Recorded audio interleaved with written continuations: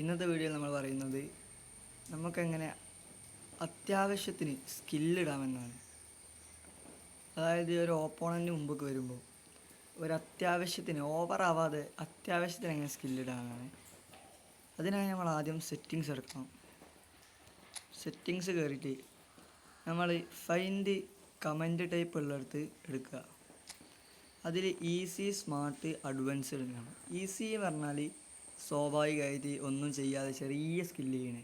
Smart പറഞ്ഞാൽ അതിനെക്കാട്ടി കുറച്ചുകൂടി മേത്തലാവും. അഡ്വാൻസ്ഡ് പറയുമ്പോൾ റെയിൻബോ, സിസർ കട്ട് അങ്ങോട്ടൊക്കെ എത്തും. അഡ്വാൻസ്ഡ് വേണ്ട, നമുക്ക് സ്മാർട്ടിൽ നമ്മൾ സ്മാർട്ട് സെലക്ട് ചെയ്യുക, ഡൺ അടിച്ചിട്ട് ബാക്ക് അടിക്കുക.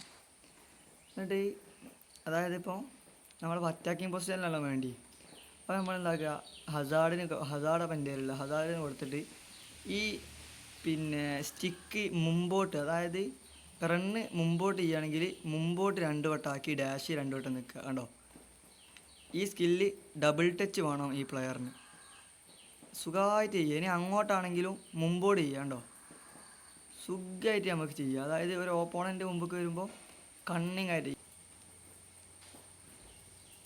ഉണ്ടോ, സുഖമായിട്ട് നമുക്ക് ഒരു ഓപ്പോണൻറ്റിനെ കവർ ചെയ്യാം. ഇതാണ് നമുക്ക് മെയിനായിട്ട് വേണ്ടി. കാണിച്ചത് എങ്ങനെയാണ്.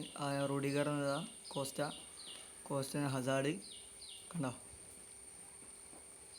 സുഖമായിട്ടുണ്ടോ. എന്താക്കാം, ഒരു 4 ആളൊക്കെ ഉണ്ടാവും. കണ്ട സുഖമായിട്ട്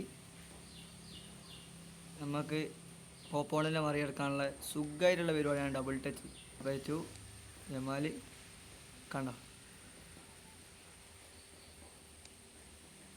Yamal Mbappe to Yamal, double touch, നേഷ് ഡബിൾ ടച്ച് ഷൂട്ട് കണ്ടോ.